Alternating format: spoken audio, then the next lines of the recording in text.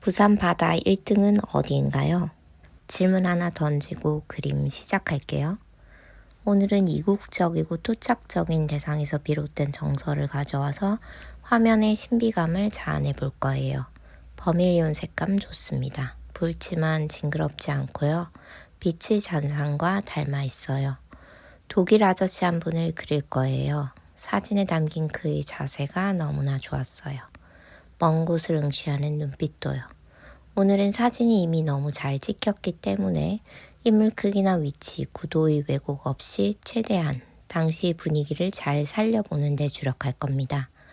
외곽선을 그릴 때는 색과 선의 방향을 신경 쓰는데요. 단순히 연필 스케치처럼 형태를 바르게 잡는 용도가 아니라 이 선의 색과 두께를 이후에 주변 색상들과 레이어시켜서 대상에게 신비감, 평면성, 사실감 등 다양한 효과를 줄 수 있기 때문입니다. 일단 전체적인 동세를 표시한 다음에는 진행 방향의 반대로 선을 짧게 이어 그려서 선이 경직되는 느낌을 피해줍니다. 세로로 떨어지는 바지나 명암들을 수많은 짧은 가로선들을 아래로 연결해서 표현하는 방법인데요. 오히려 형태의 실수를 중간에 바로잡기 쉽고 미세한 곡선 외곽 처리에 탁월합니다. 매번 다르긴 하지만 오늘은 외곽선을 그린 후 안쪽 면도 버밀리온 색으로 채워줄 거예요. 다홍색 인간이 되었는데요. 이분은 사실 친구의 아버지이시고요. 친구와 함께 독일에서 잠시 놀러 오셨어요. 몇 년 만에 만나는 친구와 친구 가족들, 우리 모두가 바다 위에 따로 또 갇힌 놓인 모습이 되게 신기하고 어색했거든요. 포근하기도 했고요.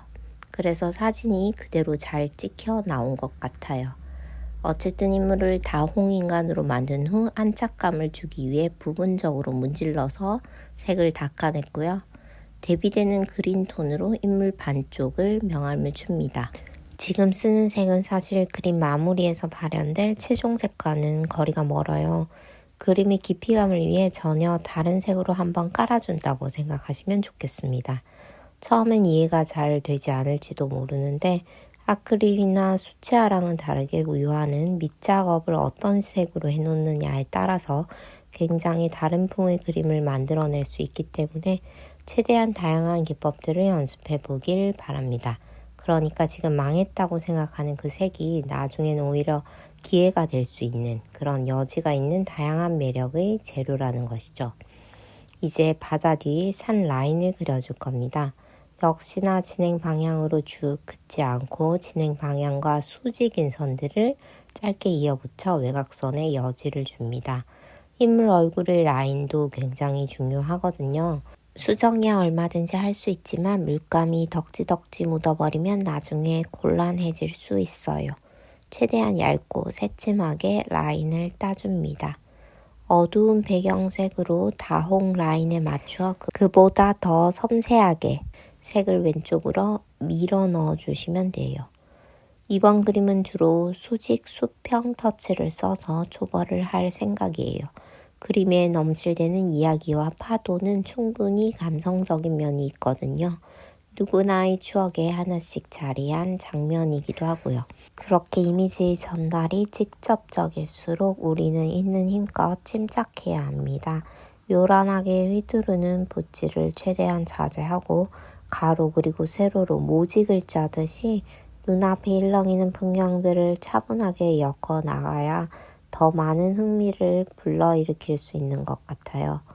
모든 이야기를 나의 입으로 직접 다 말해야 되는 것은 아님을 최근 들어 자주 느끼는데 이 그림에 제가 잘 적용을 시켜보려 합니다. 인물이 한 명 더 생겼어요. 재미있는 관계입니다. 친구의 남편이자 앞에 위치한 남자의 사이입니다.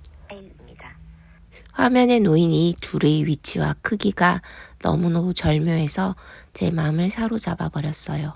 둘의 여유와 자세의 이국적인 느낌, 어색함과 뭔지 모를 편안함까지도요.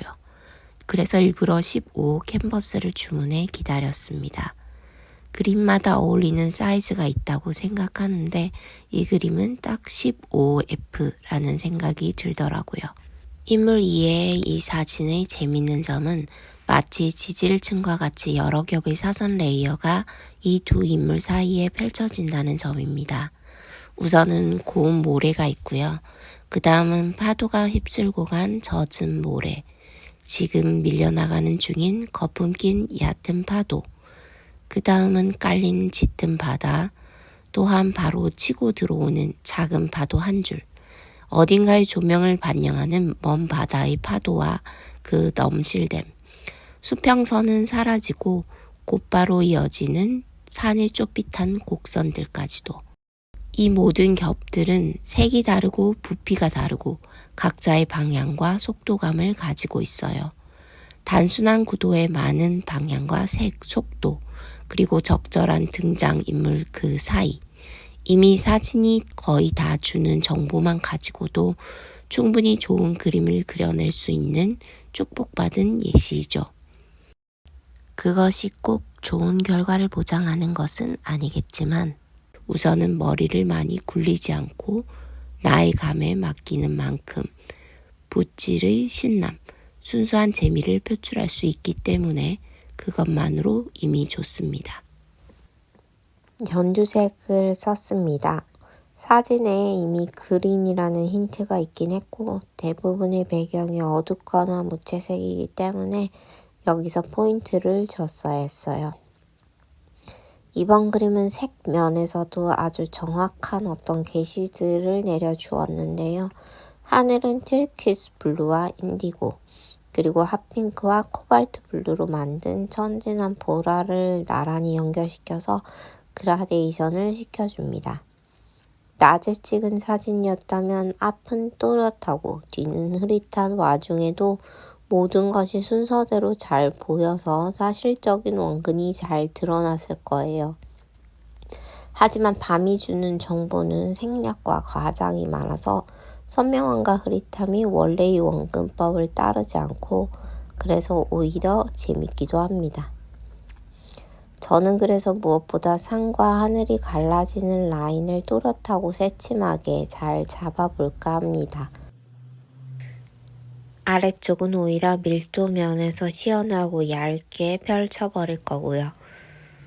그렇게 되면 땅에 펼쳐진 풍경들이 똑바로 서 있는 것 같은 착시를 주는데 그게 저는 재밌어요. 넓고 넓은 누운 세상을 일으켜 축약시켜 보여주는 것. 어쩐지 내가 할 수 있는 것은 이뿐이라 라는 마음이 수용과 겸허를 표현하는 것만 같아요. 모든 레이어층을 지금 당장 정확하게 표현할 필요는 없고요. 초벌의 서투름과 오차를 2차, 3차 작업에서 다 잡아가면서 그림은 오히려 더 깊어질 거니까요. 그것이 유화의 묘미이기도 하고요. 붓질은 최대한 단정하게, 색은 최대한 얇게 여러 번 문질러서 입혀줍니다. 경계가 너무 또렷해지지 않게 하려면 적은 양의 물감을 붓에 묻혀서 여러 번 힘을 주어 문지르는 것이 중요하고요. 잘 발리지 않더라도 같은 것을 여러 번 문지르는 것이 낫고 기름을 많이 써서 미끌리게 해버리면 오히려 붓 결이 너무 많이 남거나 너무 얇게 칠하게 돼서 말리고 다시 해야 하는 경우도 생겨요. 화면 위쪽의 사선 레이어에 각자의 성격을 주었고요. 들쑥날쑥한 터치들을 펜붓으로 고르게 펼칩니다. 이제 하늘을 칠할 때 썼던 그 붓을 다시 들고 아래쪽 펼쳐진 모래를 칠해주고 있습니다. 마지막은 결국 사실적으로 가겠지만 일단 지금은 오로라 같은 신비한 색감을 펼쳐보려 합니다. 여전히 수직 그리고 수평 터치들을 써주고 있습니다. 모든 터치들에 어느 정도는 기획을 넣는 것이 좋아요. 직전과 다르게 이 모래들은 상당히 과감하게 표현하고 있습니다. 그렇게 해주어야 할 것 같은 그런 감이 있잖아요. 대부분의 형태들이 다 잡혀가니 이제 마음이 좀 놓이는 것 같아요. 과감한 붓질들을 감상하며 우리 다시 첫 질문으로 돌아가 볼까요? 그래서 부산바다 1등은 어디인가요? 저에게는 광안리도 아니고 성정도 아니고 다대포도 아니고 기장도 아니고 일광도 아닙니다. 해운대예요, 해운대. 맞아요, 산만하죠. 지하철역부터 백사장으로 이어진 너무나 편리한 도로, 특색 없는 대형 프랜차이저, 분수와 레이저, 관광객과 거주자들이 짬뽕이 되어 산책하거나 먹거나 찾거나 저게 왜 저기 있지 싶은 입간판이라든지 바다 위의 맥락 없는 동상도 있고요. 바닷가 초인적까지 들이닥친 높은 빌딩들의 기세와 거기 따라붙는 숫자들을 떠올리면 낭만은 이미 떠났구나 체념하고 싶기도 하죠. 하지만 기왕 온 김에 싶어 푹신한 백사장에 발을 디디는 순간 모든 것들은 수십 년간 그 자리에 있어 왔음을 그 어떤 무한한 포용의 힘을 느껴버리고 맙니다. 준비 없는 물놀이 후 그랜드 호텔 주차장에서 몸의 짠기를 씻어내는 여고생들. 초록 교복을 입고 지구 반대편을 바라보는 칼머리 중학생의 염세적인 눈빛. 태풍 매미에 못 이겨 파라다이스 호텔까지 밀려간 무거운 모래 더미들. 마치 다른 행성에서 태어난 듯한 백사장 고운 모래 위 한두 살짜리 아기의 낡은 사진. 그 모든 기쁘거나 천진하거나 짠하거나 무미곤조하거나 고된 이야기들이 펼쳐지고 되풀이되고 쓸려가는 동안 그냥 다 품고 간다는 마음으로. 하지만 그것이 희생이 아니라 오히려 기세를 더 키워가는 그 모습에서 무언가 대견함을 느끼고 모든 마음의 긴장을 놓아버리고 맙니다. 그래서 우리는 그 모래 위에 발을 딛자마자 서로의 손을 놓고 붙어있던 몸을 떨어뜨리고 가족, 친구, 연인이라는 관계의 끈에 더 이상 얽매이지 않고 푹신한 모래 위에 서서 먼 곳을 바라보는 각자의 사람으로 스스로와 저 멀리 있는 누군가를 대견해 할 수 있는 느린 시간을 가지게 되는 것 같아요. 수업 시간 커피숍에서 보낸 시간들은 분 단위로 유출을 할 수 있는데 우리가 바다에 머물렀던 정확한 시간은 단 한 번도 생각나지 않더라고요. 현실에서의 긴장을 놓게 하는 빡빡한 현실 속 기세조군 포용의 장. 부산 바다 1등은 그래서 해운대라고 생각해요. 물론 저에게만 그럴 수도 있고요. 여러분의 1등 바다, 처음으로 마음을 내어주고 계속해서 나를 포용해주던 그런 바다는 어디인가요? 그런 곳을 찾아가 사진을 찍고 그곳을 한번 그려보시길 바랍니다.